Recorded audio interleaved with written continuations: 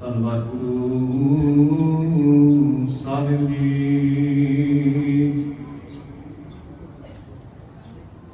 ਸਤਨਾਮ। ਧੰਨਵਾਦ ਗੁਰੂ ਸਾਹਿਬ ਜੀ। ਇੱਕ ਓੰਕਾਰ ਸਤਨਾਮ। ਕਰਤਾ ਪੁਰਖ ਨਿਰਭਉ ਨਿਰਵੈਰ ਅਕਾਲ ਮੂਰਤ ਆਜੂਨੀ ਸੈਭੰ ਗੁਰ ਪ੍ਰਸਾਦ।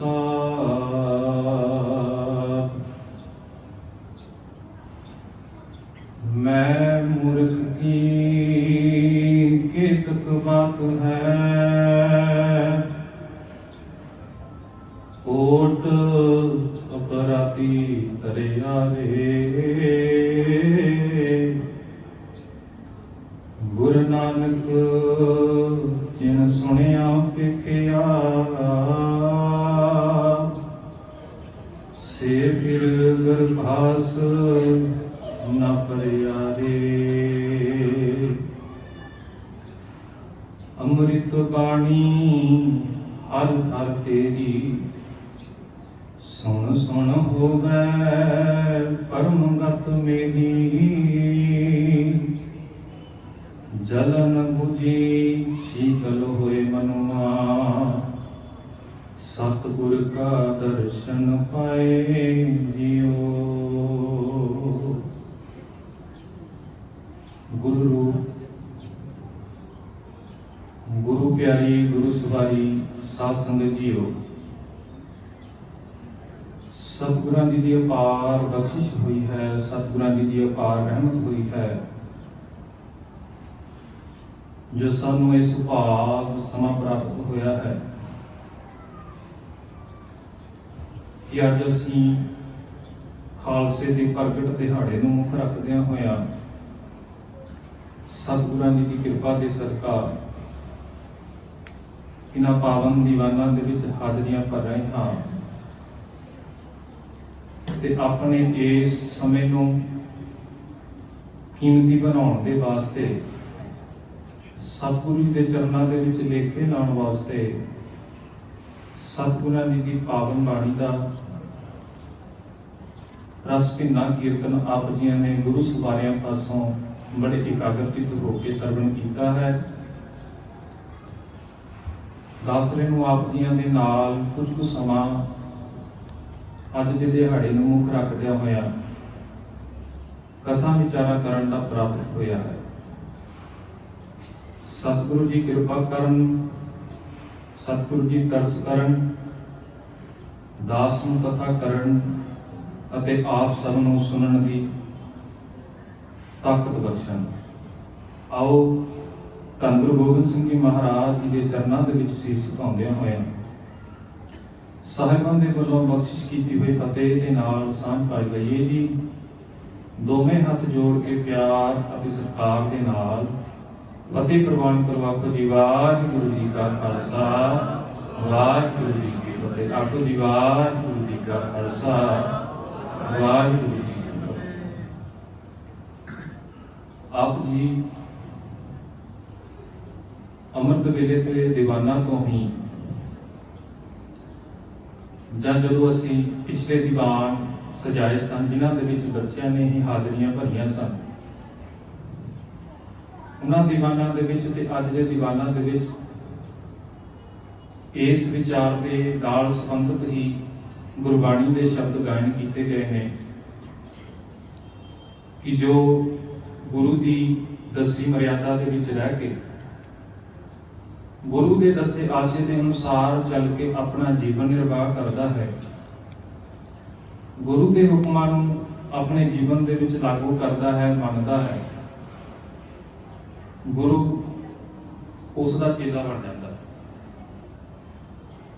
आप जियां ने रहनी बारे रहत नाल संबंधित शब्द सरवण कीते ने ਯਤਨ ਕਰਾਂਗੇ ਇਸ ਵਿਸ਼ੇ ਦੇ ਨਾਲ ਸੰਬੰਧਿਤ ਹੀ ਆਪ ਜੀਆਂ ਦੇ ਨਾਲ ਵਿਚਾਰ ਸਾਂਝੀ ਕਰਾਂ। ਅਸੀਂ ਖਾਲਸਾ ਪ੍ਰਗਟ ਦਿਹਾੜੇ ਨੂੰ ਮੁੱਖ ਰੱਖਦੇ ਹਾਂ ਇਹ ਦੀਵਾਨ ਸਜਾਏ ਨੇ। ਆਪ ਜੀਆਂ ਦੇ ਸਨਮੁਖ ਇੱਕ ਛੋਟੀ ਜਿਹੀ ਬੇਨਤੀ ਕਰਨੀ ਚਾਹੁੰਦਾ। ਆਪ ਜੀ ਆਪਣੇ ਮੋਬਾਈਲ ਸਾਇਲੈਂਟ ਤੇ ਲਗਾ ਲਓ ਤੇ ਇਕਾਗਰਤਾ ਬਖਸ਼ਿਸ਼ ਕਰੋ ਜੀ। ਆਮ ਤੌਰ ਦੇ ਉੱਤੇ ਅਸੀਂ ਖਾਲਸਾ ਪ੍ਰਗਟ ਦਿਹਾੜਾ ਜਾਂ ਖਾਲਸਾ ਸਾਜਨਾ ਦਿਵਸ ਕਹਿ ਕੇ ਅੱਜ ਦੇ ਇਸ ਦਿਹਾੜੇ ਨੂੰ ਚੇਤੇ ਕਰਦੇ ਹਾਂ, ਜਿਹੜਾ 1 ਵਿਸਾਖ ਨੂੰ ਮਨਾਇਆ ਜਾਂਦਾ। ਖਾਲਸੇ ਦੇ ਅਰਥ ਕੀ ਨੇ?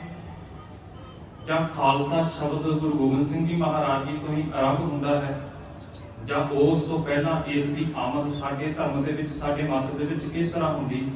ਮੈਂ ਕੁਝ ਕੁ ਵਿਚਾਰ ਆਪ ਜੀਆਂ ਦੇ ਨਾਲ ਉਸ ਸ਼ਬਦ ਦੇ ਪਰਤਾਏ ਅਖਰੀ ਅਰਥਾਂ ਵੱਲ ਵੀ ਆਪ ਜੀ ਦੇ ਨਾਲ ਧਿਆਨ ਦੇ ਵਿੱਚ ਉਸ ਸ਼ਬਦ ਦੇ ਵਿਚਾਰ ਲਿਆਉਣਾ ਚਾਹੁੰਦਾ ਹਾਂ। ਖਾਲਸਾ ਸ਼ਬਦ ਆਮ ਤੌਰ ਦੇ ਉੱਤੇ ਅਰਬੀ ਭਾਸ਼ਾ ਦਾ ਸ਼ਬਦ ਹੈ। ਜੇ ਅਸੀਂ ਮੋਟੇ-ਮੋਟੇ ਸ਼ਬਦਾਂ ਦੇ ਵਿੱਚ ਇਹ ਸਮਝਣ ਦਾ ਯਤਨ ਕਰੀਏ, ਇੰਨਾ ਕੁ ਗਿਆਨ ਸਾਨੂੰ ਵੀ ਹੈ, ਅਸੀਂ ਆਮ ਤੌਰ ਦੇ ਉੱਤੇ ਕਹਿ ਦਿੰਦੇ ਹਾਂ ਵੀ ਖਾਲਸੇ ਦਾ ਭਾਵ ਹੁੰਦਾ ਸ਼ੁੱਧ ਜਾਂ ਮਿਲਾਵਟ ਰਹਿਤ। ਜਿਸ ਚੀਜ਼ ਦੇ ਵਿੱਚ ਕਿਸੇ ਵੀ ਤਰ੍ਹਾਂ ਦੀ ਮਿਲਾਵਟ ਨਾ ਹੋਵੇ ਨਾ, ਉਸ ਨੂੰ ਅਸੀਂ ਕਹਿ ਦਿੰਦੇ ਹਾਂ ਵੀ ਇਹ ਚੀਜ਼ ਖਾਲਸ ਹੈ। ਜਦੋਂ ਅਕਬਰ ਦਾ ਸਮਾਂ ਆਉਂਦਾ, ਅਕਬਰ ਦੇ ਸਮੇਂ ਜੇ ਅੱਜ ਦੇ ਗੱਲ ਕਰੀਏ ਤਾਂ ਜ਼ਮੀਨਾਂ ਦੀ ਵੰਡ ਅਸੀਂ ਦੇਖਦੇ ਹਾਂ, ਮੁਰੱਬੇ ਆ ਜਾਂਦੇ, ਕਨਾਲ ਆ ਜਾਂਦੇ, ਮਰਲੇ ਆ ਜਾਂਦੇ, ਪਰਗਣੇ ਵੀ ਆ ਜਾਂਦੇ ਨੇ। ਉਸ ਸਮੇਂ ਜਦੋਂ ਜ਼ਮੀਨ ਦੀ ਵੰਡ ਕੀਤੀ ਗਈ ਨਾ, ਅਕਬਰ ਦੇ ਸਮੇਂ ਜਿਸ ਜ਼ਮੀਨ ਦੇ ਉੱਤੇ ਕਿਸੇ ਵੀ ਤਰ੍ਹਾਂ ਦਾ ਟੈਕਸ ਨਹੀਂ ਲੱਗਦਾ ਸੀ, ਕਿਸੇ ਤਰ੍ਹਾਂ ਦੀ ਵਸੂਲੀ ਨਹੀਂ ਹੁੰਦੀ ਸੀ, ਜਿਸ ਜ਼ਮੀਨ ਦੇ ਉੱਤੇ ਸਿੱਧੇ ਤੌਰ ਦੇ ਉੱਤੇ ਬਾਦਸ਼ਾਹ ਦਾ ਅਧਿਕਾਰ ਹੁੰਦਾ ਸੀ, ਕਿਸੇ ਵੀ ਤਰ੍ਹਾਂ ਦੇ ਵਿਚੋਲੇ ਦਾ ਵਿੱਚ ਕਿਸੇ ਤਰ੍ਹਾਂ ਦਾ ਲੈਣ ਦੇਣ ਨਹੀਂ ਹੁੰਦਾ ਸੀ, ਉਸ ਜ਼ਮੀਨ ਨੂੰ ਖਾਲਸ ਆਖਿਆ ਜਾਂਦਾ ਸੀ। ਗੁਰਬਾਣੀ ਦਾ ਪੱਖ ਜੇਕਰ ਅਸੀਂ ਸਾਂਝਾ ਕਰੀਏ ਤਾਂ ਗੁਰਬਾਣੀ ਦੇ ਵਿੱਚ ਸਭ ਤੋਂ ਪਹਿਲਾਂ ਖਾਲਸਾ ਸ਼ਬਦ ਭਗਤ ਕਬੀਰ ਜੀ ਨੇ ਆਪਣੀ ਬਾਣੀ ਦੇ ਵਿੱਚ ਵੀ ਵਰਤਿਆ ਕਿ ਅਸਲ ਦੇ ਵਿੱਚ ਜਿਹਦੀ ਪ੍ਰੀਤ ਉਸ ਪਰਮਾਤਮਾ ਦੇ ਨਾਲ ਲੱਗ ਗਈ, ਉਹ ਵਿਕਾਰਾਂ ਦੇ ਪੱਖ ਤੋਂ ਆਜ਼ਾਦ ਹੋ ਗਿਆ। ਤੇ ਇਸ ਪਰਥਾਏ ਖਾਲਸੇ ਦੇ ਉੱਤੇ ਅਰਥ ਆਜ਼ਾਦ ਦੇ ਤੌਰ ਉੱਤੇ ਵੀ ਵਰਤੇ ਗਏ। ਜਦੋਂ ਅਸੀਂ ਜਿਹੜੇ ਗੁਰੂ ਸਾਹਿਬਾਨਾਂ ਵੱਲੋਂ ਆਪਣੀਆਂ ਪਿਆਰੀਆਂ ਸਿੱਖ ਸੰਗਤਾਂ ਦੇ ਵਾਸਤੇ ਹੁਕਮਨਾਮੇ ਭੇਜੇ ਜਾਂਦੇ ਸਨ, ਗੁਰੂ ਹਰਗੋਬਿੰਦ ਸਾਹਿਬ ਜੀ ਮਹਾਰਾਜ, ਗੁਰੂ ਤੇਗ ਬਹਾਦਰ ਸਾਹਿਬ ਜੀ ਮਹਾਰਾਜ ਜੀ ਨੇ ਜਿਹੜੀਆਂ ਸੰਗਤਾਂ ਨੂੰ ਹੁਕਮਨਾਮੇ ਭੇਜੇ, ਉਹਨਾਂ ਦੇ ਵਿੱਚ ਵੀ ਪਿਆਰੀਆਂ ਸੰਗਤਾਂ ਦੇ ਵਾਸਤੇ ਖਾਲਸਾ ਸ਼ਬਦ ਵਰਤਿਆ ਗਿਆ ਸੀ। ਕਿਉਂ? ਕਿਉਂਕਿ ਅਸੀਂ ਜਾਣਦੇ ਹਾਂ ਕਿ ਮੰਜੀ ਪ੍ਰਥਾ ਵੀ ਲਾਗੂ ਹੋਈ ਸੀ, ਪਾਤਸ਼ਾਹ ਜੀ ਨੇ ਕੀਤੀ ਸੀ, ਮਸੰਦ ਪ੍ਰਥਾ ਵੀ ਲਾਗੂ ਕੀਤੀ ਸੀ। ਪਰ ਜਿਹਨਾਂ ਸਿੱਖ ਸੰਗਤਾਂ ਦਾ ਸਿੱਧੇ ਤੌਰ ਦੇ ਉੱਤੇ ਗੁਰੂ ਸਾਹਿਬ ਦੇ ਨਾਲ ਸੰਬੰਧ ਹੁੰਦਾ ਸੀ, ਭਾਵ ਉੱਥੇ ਕੋਈ ਮਸੰਦ ਨਹੀਂ ਸੀ ਜਾਂ ਕੋਈ ਵੀ ਮੰਜੀ ਦਾ ਉੱਥੇ ਨਹੀਂ ਸੀ, ਤਾਂ ਉਹਨਾਂ ਸੰਗਤਾਂ ਦੇ ਬਾਬਤ ਪਾਤਸ਼ਾਹ ਜੀ ਨੇ ਆਪਣੇ ਹੁਕਮਨਾਮਿਆਂ ਦੇ ਵਿੱਚ ਵੀ ਉਹਨਾਂ ਸੰਗਤਾਂ ਦੇ ਲਈ ਖਾਲਸਾ ਸ਼ਬਦ ਵਰਤਿਆ ਗਿਆ। ਗੁਰੂ ਤੇਗ ਬਹਾਦਰ ਸਾਹਿਬ ਜੀ ਨੇ ਵੀ ਸੰਗਤਾਂ ਦੇ ਪਰਥਾਏ ਇਸ ਸ਼ਬਦ ਦੀ ਵਰਤੋਂ ਹੁਕਮਨਾਮਿਆਂ ਦੇ ਵਿੱਚ ਕੀਤੀ ਹੈ ਤੇ ਗੁਰੂ ਗੋਬਿੰਦ ਸਿੰਘ ਜੀ ਮਹਾਰਾਜ ਜੀ ਨੇ ਖਾਲਸਾ ਪ੍ਰਗਟ ਕਰ ਦਿੱਤਾ। ਆਮ ਤੌਰ ਦੇ ਉੱਤੇ ਜਨਮ ਅਤੇ ਪ੍ਰਗਟ, ਇਹਨਾਂ ਦੋਨਾਂ ਚੀਜ਼ਾਂ ਦੇ ਵਿੱਚ ਬਹੁਤ ਵੱਡਾ ਅੰਤਰ ਹੈ। ਭਾਈ ਗੁਰਦਾਸ ਜੀ ਨੇ ਧੰਨ ਗੁਰੂ ਨਾਨਕ ਸਾਹਿਬ ਜੀ ਮਹਾਰਾਜ ਜੀ ਦੇ ਪਰਥਾਏ, ਜਦੋਂ ਗੁਰੂ ਨਾਨਕ ਸਾਹਿਬ ਜੀ ਮਹਾਰਾਜ ਜੀ ਨੇ ਇਸ ਧਰਤੀ ਦੇ ਉੱਤੇ ਕਲਯੁਗ ਜੀਵਾਂ ਦਾ ਉਧਾਰ ਕਰਨ ਵਾਸਤੇ ਅਵਤਾਰ ਧਾਰਿਆ, ਤਾਂ ਭਾਈ ਗੁਰਦਾਸ ਜੀ ਆਪਣੀ ਰਚਨਾ ਦੇ ਵਿੱਚ, ਆਪਣੀਆਂ ਵਾਰਾਂ ਦੇ ਵਿੱਚ ਦਰਜ ਕਰਦੇ ਨੇ, ਸਤਿਗੁਰ ਨਾਨਕ ਪ੍ਰਗਟਿਆ, ਮਿੱਟੀ ਧੁੰਦ ਜਗ ਚਾਨਣ ਹੋਇਆ। ਆਪ ਜੀਆਂ ਦੇ ਵਿੱਚੋਂ ਬਹੁਤੇ ਕਵਿਤਾ ਲਿਖਣੀ ਜਾਣਦੇ ਹੋਣਗੇ ਜਾਂ ਕਵਿਤਾ ਦੀ ਚਾਲ ਢੰਗ ਤਰੀਕੇ ਨੂੰ ਵੀ ਜਾਣਦੇ ਨੇ ਵੀ ਕਿਸ ਤਰ੍ਹਾਂ, ਕਿਸ ਲਗਾ ਮਾਤਰਾ ਦਾ ਧਿਆਨ ਰੱਖਦਿਆਂ ਕਵਿਤਾ ਲਿਖੀ ਜਾਂਦੀ ਹੈ। ਜੇਕਰ ਉੱਥੇ ਭਾਈ ਗੁਰਦਾਸ ਜੀ ਸਤਿਗੁਰ ਨਾਨਕ ਪ੍ਰਗਟਿਆ ਦੀ ਜਗ੍ਹਾ ਮੰਨ ਲਓ ਜਨਮਿਆ ਵੀ ਸ਼ਬਦ ਲਿਖ ਲੈਂਦੇ ਤਾਂ ਕੋਈ ਵੀ ਹੇਰ-ਫੇਰ ਨਹੀਂ ਰਹਿ ਜਾਂਦਾ ਸੀ। ਪਰ ਯਾਦ ਰੱਖਣਾ, ਜਿਹੜੀ ਚੀਜ਼ ਜਨਮਦੀ ਹੈ ਉਹ ਇੱਕ ਨਾ ਇੱਕ ਦਿਨ ਖਤਮ ਹੋ ਜਾਂਦੀ, ਪਰ ਜਿਹੜੀ ਚੀਜ਼ ਪ੍ਰਗਟ ਹੁੰਦੀ ਹੈ ਨਾ ਉਹ ਕਦੇ ਜਨਮਦੀ ਹੈ ਤੇ ਨਾ ਹੀ ਕਦੇ ਉਹ ਮਰਦੀ ਹੈ। ਧੰਨ ਗੁਰੂ ਨਾਨਕ ਸਾਹਿਬ ਜੀ ਮਹਾਰਾਜ ਜੀ ਦੇ ਵਿੱਚ ਜਿਹੜੀ ਜੋਤ ਹੈ ਉਹ ਅਕਾਲ ਪੁਰਖ ਦੀ ਜੋਤ ਹੈ। ਜੋਤ ਪਹਿਲਾਂ ਵੀ ਇਸ ਸੰਸਾਰ ਦੇ ਵਿੱਚ ਸੀ, ਪਰ ਧੰਨ ਗੁਰੂ ਨਾਨਕ ਸਾਹਿਬ ਜੀ ਮਹਾਰਾਜ ਜੀ ਦੇ ਜ਼ਰੀਏ ਪ੍ਰਗਟ ਹੋ ਗਈ। ਮਿੱਟੀ ਧੁੰਦ, ਕਿਸੇ ਕਮਰੇ ਦੇ ਵਿੱਚ ਕਿਸੇ ਚਾਰ ਦੀਵਾਰੀ ਦੇ ਵਿੱਚ ਹਨੇਰਾ ਹੋਵੇ ਤਾਂ ਅਸੀਂ ਕਿਸੇ ਚਾਨਣ ਦੇ ਸੋਮੇ ਦੇ ਨਾਲ ਉਸ ਹਨੇਰੇ ਨੂੰ ਦੂਰ ਕਰ ਸਕਦੇ ਹਾਂ। ਸਿਆਲ ਦੇ ਦਿਨ ਆਉਂਦੇ ਨੇ, ਧੁੰਦਾਂ ਪੈਂਦੀਆਂ ਨੇ, ਦੁਨੀਆ ਦੇ ਉੱਤੇ ਸਭ ਤੋਂ ਵੱਡਾ ਚਾਨਣ ਦਾ ਸੋਮਾ ਇਸ ਸਮੇਂ ਸੂਰਜ ਮੰਨਿਆ ਜਾਂਦਾ, ਪਰ ਉਹ ਧੁੰਦ ਦਾ ਪ੍ਰਕੋਪ ਇੰਨਾ ਹੁੰਦਾ ਕਿ ਉਹ ਸੂਰਜ ਨੂੰ ਵੀ ਢੱਕ ਲੈਂਦੀ ਤੇ ਸੂਰਜ ਦਾ ਵੀ ਜਿਹੜਾ ਚਾਨਣ ਹੈ ਉਸ ਧੁੰਦ ਦੇ ਮੂਹਰੇ ਫਿੱਕਾ ਪੈ ਜਾਂਦਾ। ਪਰਮਾਤਮਾ ਦੇ ਵੱਲੋਂ ਭੇਜੇ ਹੋਏ ਬਹੁਤੇ ਰਹਿਬਰ ਪੀਰ ਪੈਗੰਬਰ ਇਸ ਧਰਤੀ ਦੇ ਉੱਤੇ ਆਏ, ਪਰ ਉਹਨਾਂ ਨੇ ਅਸਲ ਧਰਮ ਦੀ ਸਮਝਾਉਣ ਦੀ ਬਜਾਏ, ਅਸਲ ਧਰਮ ਦੀ ਵਿਆਖਿਆ ਲੋਕਾਂ ਤੱਕ ਪਹੁੰਚਾਉਣ ਦੀ ਬਜਾਏ ਆਪਣਾ ਮਤ ਸ਼ੁਰੂ ਕਰ ਲਿਆ ਸੀ, ਆਪਣੀ ਪੂਜਾ ਕਰਵਾਉਣੀ ਸ਼ੁਰੂ ਕਰ ਦਿੱਤੀ ਸੀ, ਜਿਸ ਦੇ ਨਾਲ ਸਮਾਜ ਦੇ ਵਿੱਚ ਪਖੰਡ ਦੀ ਧੁੰਦ ਇਹ ਜ਼ਿਆਦਾ ਵੱਧ ਗਈ ਸੀ। ਲੋਕਾਂ ਦੇ ਉੱਤੇ ਅਤਿਆਚਾਰ ਧਾਰਮਿਕ ਆਗੂ ਵੀ ਕਰਨੇ ਲੱਗ ਪਏ ਸਨ। ਆਮ ਤੌਰ ਤੇ ਗੁਰਬਾਣੀ ਦੇ ਵਿੱਚ ਅਸੀਂ ਦੇਖਦੇ ਹਾਂ ਪਾਤਸ਼ਾਹ ਜੀ ਨੇ ਕਾਜੀ ਦੇ ਬਾਬਤ ਵੀ ਲਿਖਿਆ। ਜਿਸ ਤਰ੍ਹਾਂ ਅੱਜ ਦੇ ਸਮੇਂ ਦੇ ਵਿੱਚ ਦੇਖਿਆ ਜਾਵੇ, ਕੋਈ ਅਦਾਲਤ ਲੱਗਦੀ, ਵਕੀਲ ਹੁੰਦੇ ਨੇ, ਜੱਜ ਹੁੰਦੇ ਨੇ, ਜੱਜ ਫੈਸਲਾ ਕਰਦਾ। ਇਸੇ ਤਰ੍ਹਾਂ ਇਸਲਾਮ ਮਤ ਦੇ ਵਿੱਚ ਰੀਤ ਪ੍ਰਚਲਿਤ ਸੀ, ਉਹਨਾਂ ਦਾ ਕੋਈ ਵੀ ਫੈਸਲਾ ਹੋਵੇ ਉਹ ਕਾਜੀ ਹੀ ਨਿਆਂ ਕਰਦਾ ਸੀ। ਪਰ ਪਾਤਸ਼ਾਹ ਜੀ ਕਹਿੰਦੇ ਕਾਜੀ ਵੀ ਰਿਸ਼ਵਤ ਲੈ ਕੇ, ਜਿਸ ਵੱਲੋਂ ਰਿਸ਼ਵਤ ਮਿਲ ਜਾਵੇ ਚਾਹੇ ਉਹ ਗਲਤ ਹੈ, ਉਸ ਦਾ ਪੱਖ ਪੂਰ ਦਿੰਦਾ ਸੀ। ਭਾਵ ਸਮਾਜ ਦੇ ਵਿੱਚ ਇਹਨਾਂ ਚੀਜ਼ਾਂ ਦਾ ਪ੍ਰਭਾਵ ਵੱਧ ਗਿਆ ਸੀ। ਇਸ ਕਰਕੇ ਪਰਮਾਤਮਾ ਨੂੰ ਆਪ ਗੁਰੂ ਨਾਨਕ ਸਾਹਿਬ ਜੀ ਮਹਾਰਾਜ ਜੀ ਦੇ ਰੂਪ ਦੇ ਵਿੱਚ ਉਸ ਜੋਤ ਦੇ ਵਿੱਚ ਪ੍ਰਗਟ ਹੋਣਾ ਪਿਆ।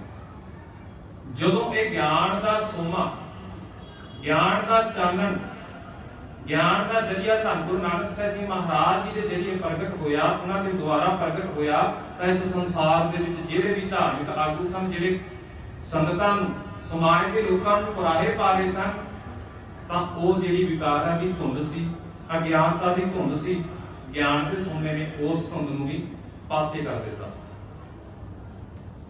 ਆਪ ਜੀ ਨੇ ਬੱਚਿਆਂ ਦੇ ਪਾਸੋਂ ਵੀ ਇਹ ਸ਼ਬਦ ਸਰਵਣ ਕੀਤੇ ਨੇ ਬਾਰ-ਬਾਰ, ਸਪੀਚ ਦੇ ਜਰੀਏ ਵੀ ਆਪ ਜੀ ਨੇ ਸਾਨੂੰ ਖਾਲਸਾ ਅਕਾਲ ਪੁਰਖ ਕੀ ਹੋਰ, ਪ੍ਰਗਟਿਓ ਖਾਲਸਾ ਪਰਮਾਤਮਾ ਕੀ ਹੋਰ। ਇੱਥੇ ਵੀ ਪਾਤਸ਼ਾਹ ਜੀ ਨੇ ਸ਼ਬਦ ਪ੍ਰਗਟ ਕੀਤਾ। ਮਤਲਬ ਇਹ ਸਾਰਾ ਕੁਝ ਪਹਿਲਾਂ ਸਮਾਜ ਦੇ ਵਿੱਚ ਸੀ, ਕਿਸੇ ਨਾ ਕਿਸੇ ਜਰੀਏ ਇਹ ਪ੍ਰਗਟ ਹੋ ਗਿਆ।